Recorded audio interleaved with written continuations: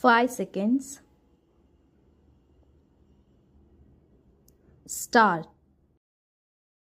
Madam Chairman, this is a brief and a good bill and also is an important bill because it concerns one of the vital problems and subjects facing our policy, that is social reform.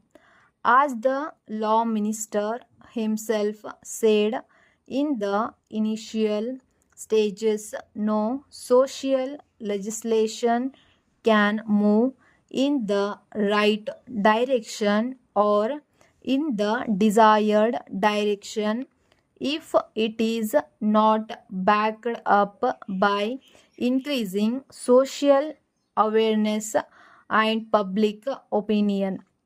You cannot at the same time have greater social awakening and more informed public opinion unless you have in a country like ours the social legislation which may help formulation of the public opinion on the lines we desire.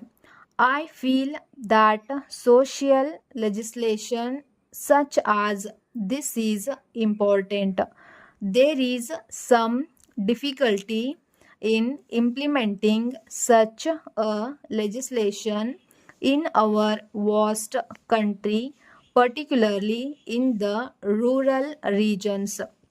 We should try to help in educating the public partly by the kind of legislation which the law minister has brought today. I entirely agree that legislation does not create any remedy nor does it create any welfare.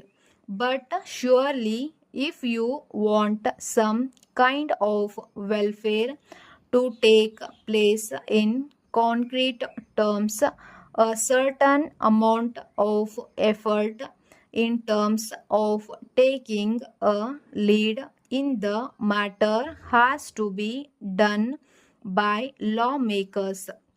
But let us remember with gratitude many of the reformers, like some of the British officers, including a governor general and viceroy of those days, who, while governing politically, also had an eye on the important aspect of social reform without which your policy could not take proper and democratic roots. From all these angles, I welcome this bill. I only hope and share the law minister's feelings that this kind of social legislation will be continuously and effectively backed by enlightened public opinion and also by responsible social service agencies. The minister has made a reference in his statement of objects and reasons as well as in his initial remarks. Problems of population explosions in this country. I am not one of those who believe that we must not take this point of view into consideration while talking about the rising of the marriage age. I am glad that the Janata government has been aware of this great need of continuing effectively the policy of population control. This is an evidence of the government's concern and anxiety about the question of population explosion, which we must tackle quickly and effectively. Some questions as to how do you make a difference between quantity of population and quality of population?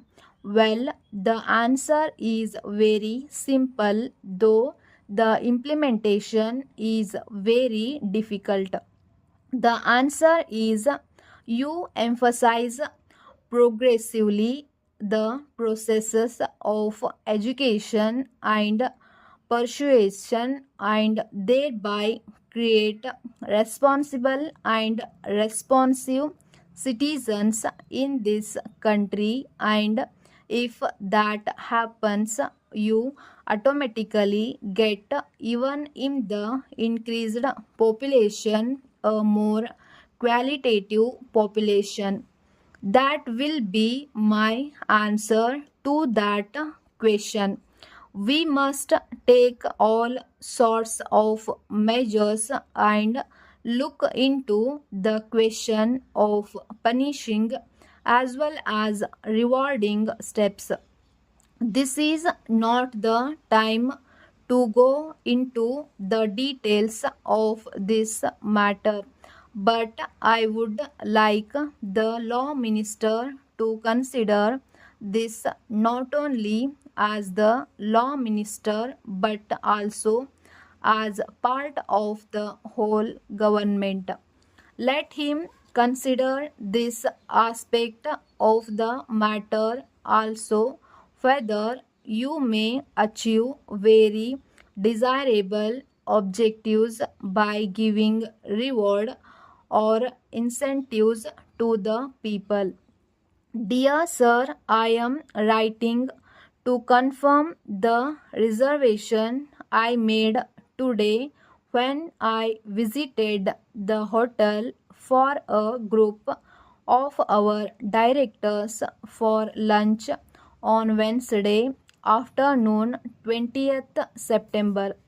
The number of directors will be a maximum of the 8 and almost certainly not less than 6. Thank you for showing me around the hotel and assisting me with the choice of menus. I think your suggestion about using the private dining room is excellent, and having seen a copy of your typical business lunch menu, I am quite sure that the directors will be happy with that instead of the much more extensive lunch menu.